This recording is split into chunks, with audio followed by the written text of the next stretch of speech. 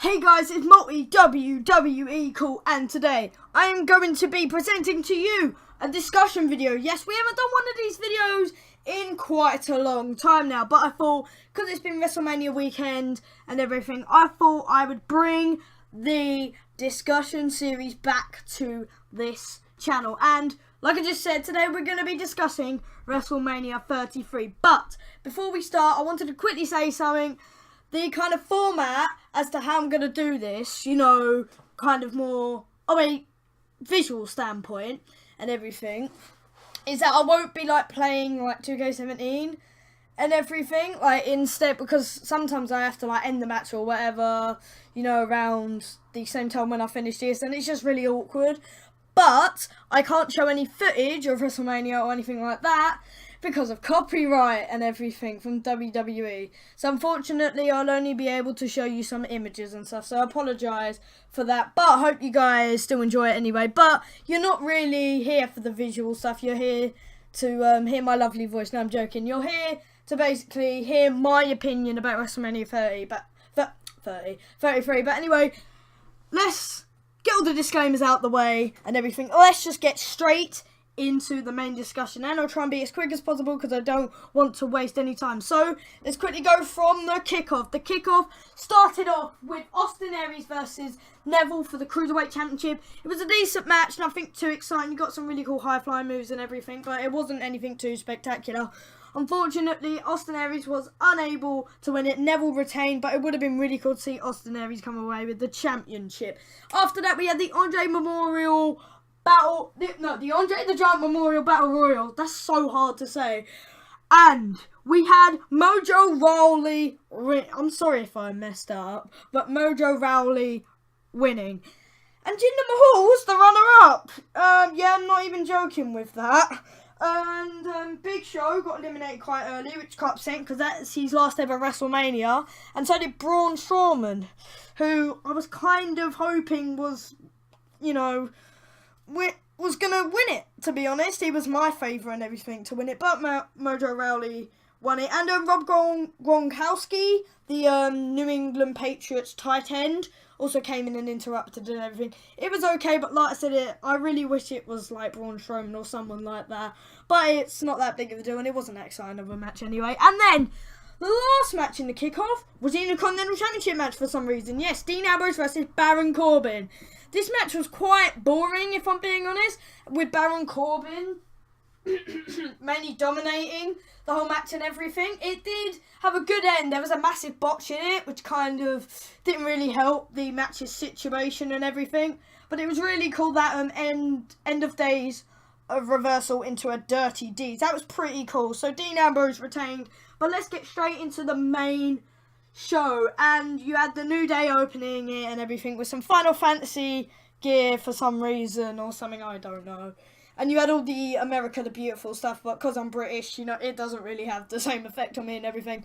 But the first match we had AJ Styles versus Shane McMahon, and I was really worried about this match because, if I'm being honest, it had a decent build-up, but the match itself wasn't really good. Even Corey Graves said it himself. And it's mainly because AJ Styles is like this brilliant technical wrestler. He can go fighting for like half an hour. Shane McMahon can't fight 5 minutes without getting injured. But Shane put up a good fight. It was a very, very good match. And to be honest, because everyone's expectation was this was going to be bad, it ended up being quite a good match. And that's not saying it was bad either. It was a great match. And the most shocking thing was when Shane went for the shooting star press, and he did it better than Brock Lesnar did. And it didn't connect, but that was a cool moment. AJ Styles came away with the victory, which is pretty cool, because I'm a big AJ Styles fan. And, by the way, if I get the order wrong, I'm just going to go out of order now and everything. Yeah, I can't remember what match, the actual order. I'll just go in a random order from now on and everything. So, you had Cena's and Nikki Bella versus The Miz's and Maurice's match. And it was basically Miz trying to get cheap pops, which was okay, but it just made it really boring. And then Nikki Bella with the hot tag and Cena, and Nikki Bella won, and obviously Cena then proposed to Nikki Bella and everything. So that was really boring, and it was a rubbish match. And we also had the women's four-way elimination match. That was one of the most disappointing matches on the whole card. Barely any finishers. The best moment was the triple powerbomb onto Nia Jax. And then Sasha Banks got eliminated. And then, who I thought was going to win, actually. And then Bayley ended up winning the match against Charlotte. It was a very, very disappointing match. We also had Kevin Owens versus Chris Jericho. This was a very, very good match. I really liked this match and everything. It would have been good if there was some kind of special stipulation, like Street Fight or something. But it was still a great match overall anyway. And the best moment was definitely where Kevin Owens got one finger onto the rope to break up the pin, that was a really cool moment. And then Kevin Owens ended up winning I think he said Universal Championship. I've been so used to him being the Universal Champion. He won the United States Championship. So that was a pretty cool match. You also had, the Raw Tag Team, triple threat ladder match thing. And you had Enzo and Cass, and then you had Gal Anderson, everyone keeps calling him for some reason. That's basically, the club and everything. And you had Cesaro and Sheamus. Then the New Day suddenly came out just before the match got started. And they was basically saying about the match has turned into a fatal four-way match. And we heard some rumours of who it could possibly be. But if I'm being honest, I kind of expected it to be the New Day. And then the Hardy Boys returned. I think you guys know that I like that the Hardy Boys returned. Jeff Hardy is one of my favourite wrestlers of all time. Him and CM Punk and everything. I think you guys know that because of my YouTube banner on this channel and everything. But I was quite happy. It was kind of spoiled by the rumours that was going out and everything. I kind of didn't believe them though because they were signed with Ring of Honor. But it's still, really cool, and I was really happy to see him back. But like I said, the kind of shock and everything didn't really hit me as much as it possibly could have. But it was still a really cool moment, and they got the biggest pop of the night, let's be honest. We also had the SmackDown Women's Six-Pack Challenge thing. I watched a bit of it, I was bored, and I skipped it. It was right at the end, and to be honest, I was just kind of a bit aggravated by some other matches and stuff that came before it and everything. And Naomi won the championship, so I guess that's good, that she won it in her home city, and it was kind of her returning match and everything after she got injured and had to relinquish the championship. And we also had the WWE title match, or WWE Championship, whatever you want to call it, between Randy Orton and Bray Wyatt. And I liked this match. A lot of people didn't. I liked this match, to be honest. The whole preparation for it was boring and stale and really rubbish, bearing in mind the opportunities they had with this. But the match was good, personally. I really liked the effect on the ring. That was really cool. Bearing in mind, all the mind games Randy Orton's been playing on Bray Wyatt, it's kind of good to see him get some revenge on it. But in the end, Randy Orton picked up the win. The match overall, it was okay. Like I said, it was nothing too interesting apart from their moments. But it was a pretty cool match, I guess, overall, with Randy Orton coming away with the WWE Championship. By the way, that should have been the main event, because the Royal Rumble winner goes to the main event. But what happened? No, they pretty much dumped on that completely. And we also had the WWE Universal Championship match. Basically, how to win a championship in under 5 minutes, pretty much. Oh no, not under 5, under 6 minutes, wasn't it this time? It was pretty much signatures and finishers. It was an absolute frenzy of them. We all knew Lesnar was going to win. We all knew it was going to come. And the only decent cool thing was where Goldberg speared him through the barricade. Apart from that, it was incredibly boring and stale. And it was overall a really awful match. And I understand Goldberg can't fight that much, but to be honest, I wouldn't mind this if it was they had that one thing at Survivor Series and stuff. But I just don't like it, and a lot of fans that are part-timers won the main championship and everything, and then they kind of get some of the main event spotlight and everything and take over some of the people, you know, who've been here, you know, continuously since day one, and they kind of got crapped upon, you know, people like Bray Wyatt and everything. And that's why people were getting annoyed about the whole situation. But to be honest, Lesnar didn't help the match, because, I'm not even kidding, he could have used his supposed moveset that he has, his supposed big collection of moves he could use, because he's so powerful and everything. Instead, he does loads of suplexes. It's not entertaining or anything. It is so boring and irritating. And that was an absolute rubbish match. I don't think I missed any matches. I'm going to go on to the main event. But I'm trying to do this off the top of my head. But I don't think I missed any matches. If I did, then I'll put it on the, whatchamacallit, I'll put it on the screen and everything. But I don't think I missed any matches. But the main event is the main kind of game changer for the event. Because the event, it was okay. It had its couple of rubbish matches and everything, but it was still a pretty cool event. But then the main event came, and I was so annoyed when I found out that this was the main event. And the match I'm talking about is Roman Reigns versus Undertaker.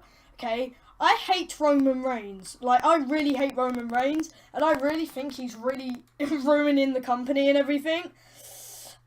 He is now, after rumours that spread and everything about WrestleMania 34, he could now possibly be the only wrestler in history, apart from, I think, Hulk Hogan, to be in the main event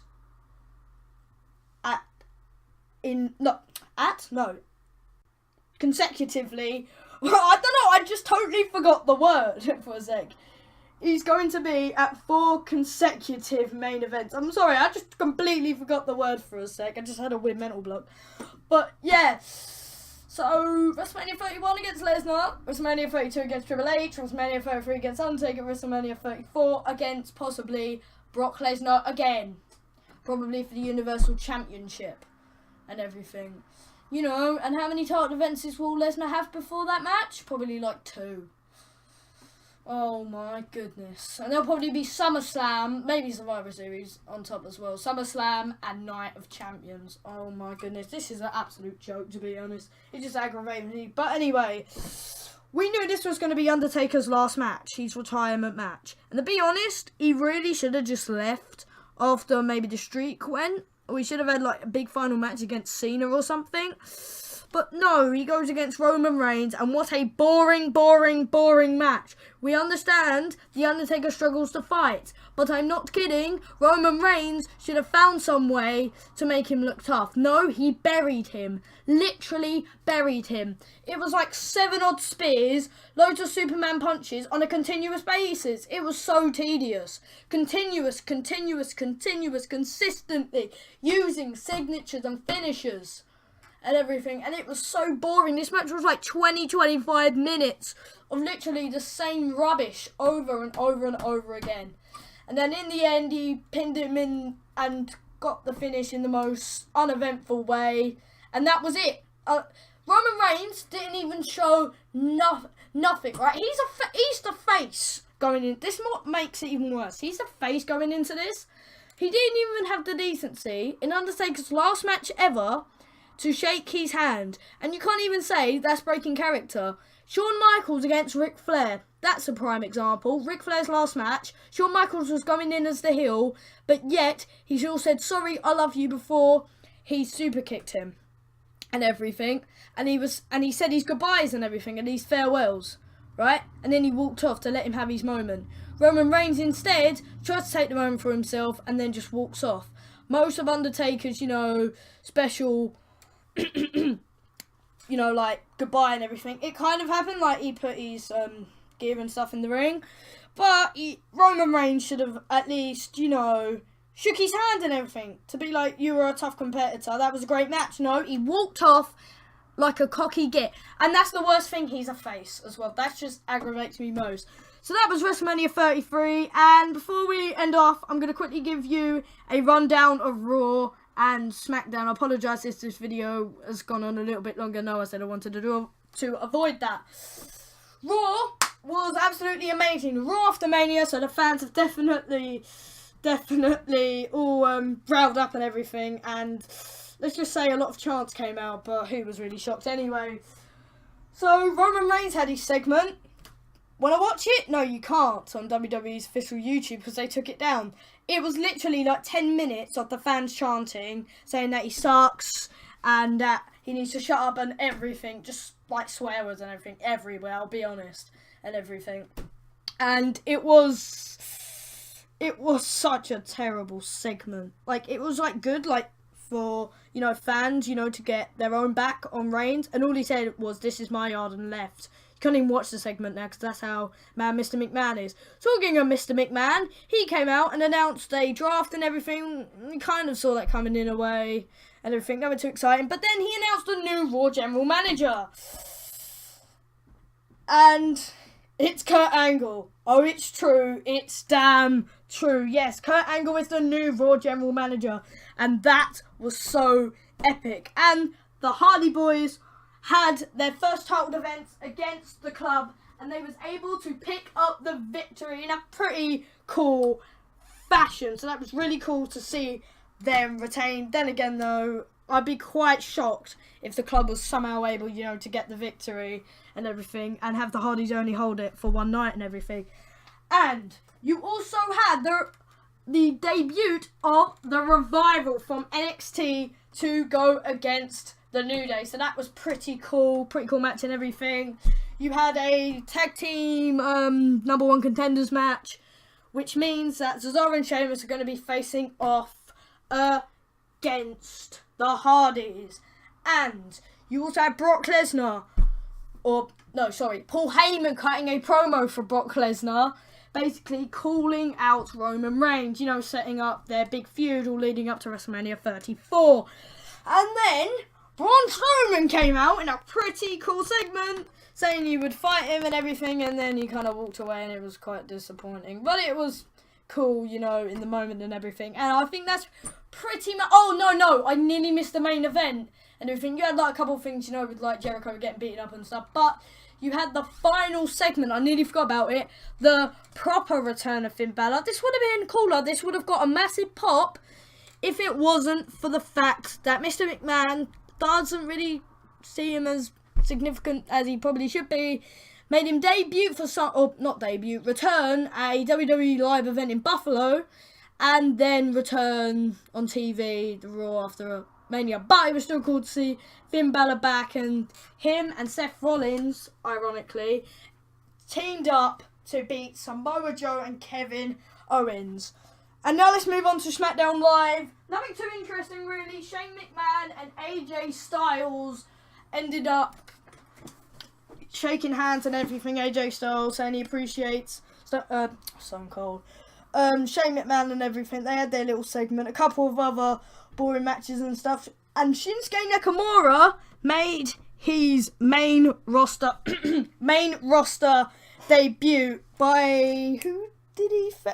I can't remember now, to be honest, off the top of my head and everything. I'll put it on screen, like, the whole, like, segment and everything and the details about it. But he did come to the main roster. That was pretty cool. Ty Dillinger also made his proper main roster debut against Kurt Hawkins as well. So that was pretty cool to see Ty Dillinger and everything. Like, I didn't really used to like him, but after I've seen, like, wrestle and stuff, he is pretty cool. Not one of my favourites, but he's a pretty cool wrestler. I like the whole 10 gimmick and everything. I think that's kind of cool and everything. And you also had, in the main event of SmackDown, you had Randy Orton teaming up with Luke Harper to go against Bray Wyatt and Eric Rowan. And Luke Harper, I always believed he's a lot better by himself, especially after his Intercontinental Championship run and everything. And my oh my, he has got this big push and everything, and he has absolutely excelled.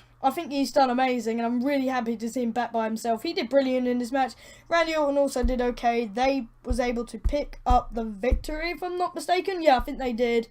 And that was pretty much SmackDown. And The Miz and Maurice also did a segment where they pretended Cena and Nikki Bella were saying goodbye and all stuff like that. It was a bit rubbish and everything, but it was kind of funny at the same time. And that was pretty much it. So who was better? For the first time in a long time, Raw was better than SmackDown Live.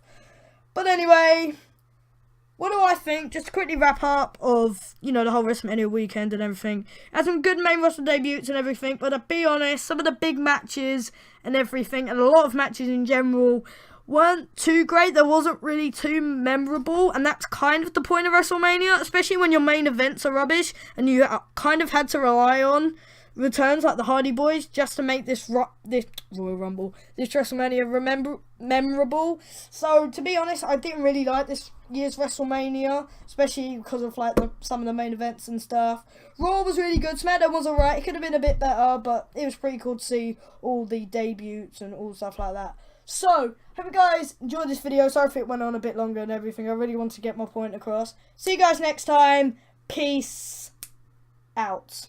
Just looking back, I did miss one. I know I probably put it in a little caption and everything, you know, when I said that if I've missed any matches, I'll put it on the screen. I'll quickly talk about it. It was the Seth Rollins Triple H match. I knew I was forgetting a match and everything. And to be honest, it was a good match, but that's probably why I forgot it, because it wasn't really that memorable in my books. It was okay, it was just nothing too exciting and everything, and I did get quite bored, and funny enough, I was editing some videos and everything while it was happening, but let's be honest, it's a 7-hour show, for goodness sake, so it is going to get quite boring and everything, and I needed to get some editing done and stuff. So I did miss quite a bit of the match, but I did watch it back and everything, and I didn't miss too much, and that's probably why I forgot it, so I apologise for that. And I thought I'd add this little bit, you know, of a review of the match right at the end. So, anyway, hope you guys enjoyed this video. See you guys next time. And remember, NXT TakeOver this year was better than WrestleMania. Peace out.